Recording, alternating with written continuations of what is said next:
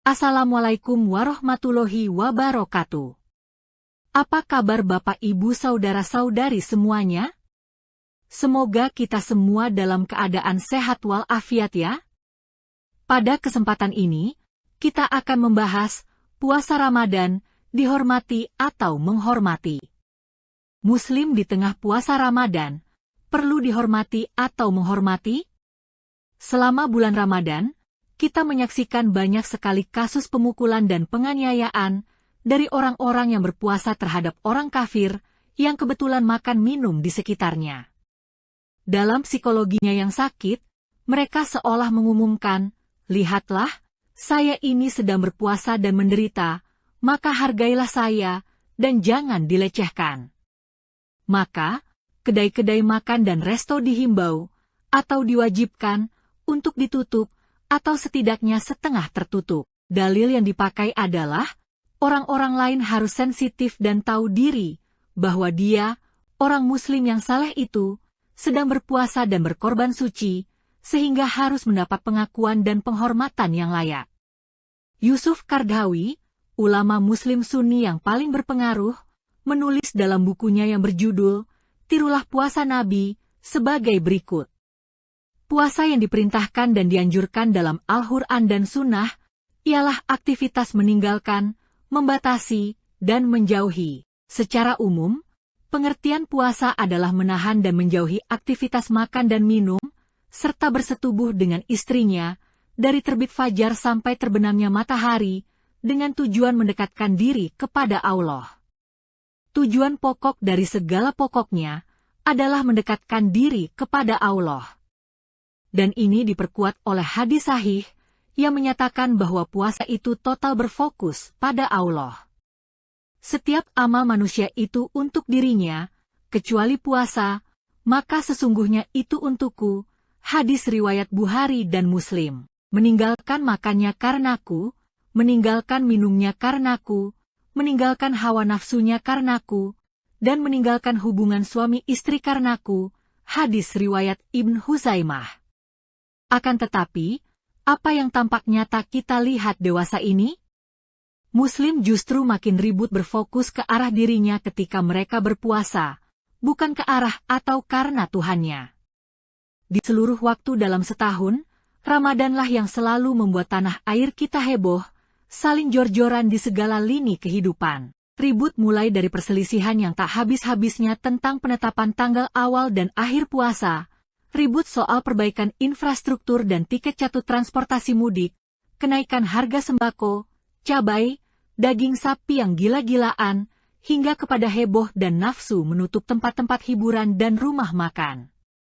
Menutup tempat maksiat tentu tidak usah terlalu diperguncingkan oleh kita di sini. Tetapi kita justru menyaksikan betapa Muslim umumnya, tanpa disadari, mulai terjebak mengikuti keinginan sekelompok Islamis yang juga berusaha menutup rumah makan yang tidak bersalah sama sekali. Apakah restoran di bulan Ramadan tiba-tiba menjadi bermasalah? Menjadi akar kenajisan atau kejahatan? Atau tiba-tiba berubah menjadi batu sandungan Islam atau melanggar hak-hak Islam? Karena Islam banyak detil tafsiran dan pelintiran, maka para Islamis terbiasa mendalilkan pembenaran mereka sendiri-sendiri atas nama Islam.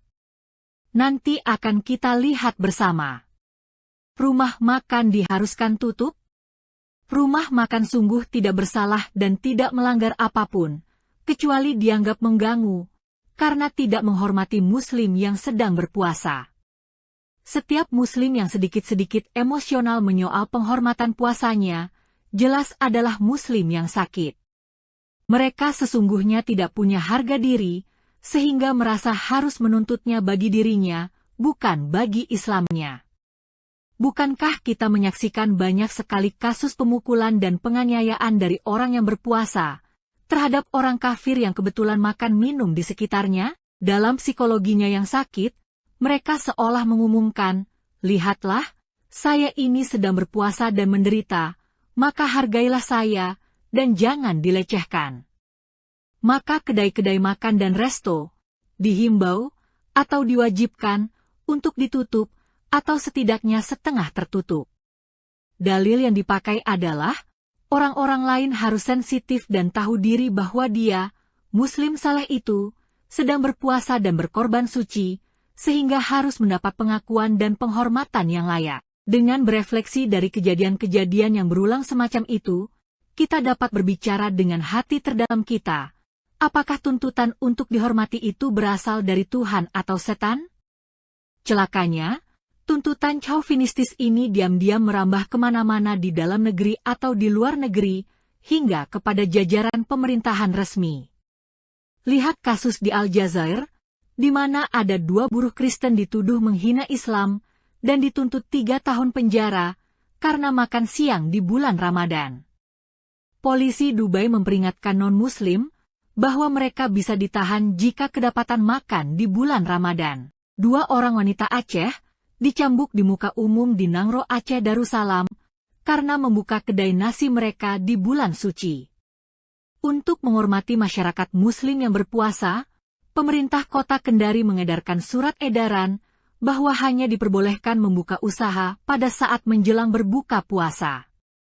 Peraturan Wali Kota Pekanbaru mengharuskan semua restoran tutup selama Ramadan, kecuali sejumlah restoran milik non-Muslim atau hotel, dengan catatan harus menutup pintu sebagian, dan mencantumkan pemberitahuan, rumah makan non-Muslim tidak melayani Muslim. Kalau memang sangat perlu, akan dilakukan razia, dan tim razia ini akan membuktikan para pengunjungnya adalah non-Muslim dengan melihat KTP mereka. Kabah Hukum Pemkot Pekanbaru memperkenankan restoran yang menjual makanan ringan, roti, dan makanan siap saji untuk membuka restorannya, namun tak boleh menyediakan meja dan kursi untuk makan di tempat. Artinya makanan yang dibeli harus dibawa pulang. Heboh dan rumitnya tidak berkesudahan demi sebuah argumen yang sama sekali tidak Islami, yaitu menghormati Muslim yang sedang berpuasa sambil menzalimi orang yang tidak berpuasa. Apa dalil Islam untuk menutup rumah makan? Coba Anda pergi ke luar negeri atau daerah lain di bulan Ramadan, di mana Muslim di situ minoritas. Perspektif Anda tentang tuntutan penghormatan puasa Ramadan pasti akan berubah. Pertama-tama, Ramadan di sana tak ada restoran yang tutup. Lalu kenapa Muslim tidak menghimbau restoran sana agar ditutup? Bila mana itu ada kaitannya dengan dalil untuk menghormati Islam? Kenapa di kandang Indonesia sendiri, di antara sesama anak bangsa sendiri, Anda yang jago kandang ingin memaksakan ditutupnya rumah makan? Jikalau dalilnya untuk menghormati Islam atau iman Anda, kenapa reaksi Anda bisa berbalik sekarang? Jikalau dalilnya adalah Anda merasa terganggu puasanya atau tergoda, maka kenapa derajat gangguan itu bisa berubah dari suhu mendidih di Jakarta menjadi sejuk-sejuk di Hong Kong misalnya? Dan sesungguhnya, seberapa terganggunya Anda terhadap sebuah rumah makan yang ada di seberang jalan dibandingkan dengan sebuah lemari makan atau lemari es yang berisi makanan di rumah Anda sendiri?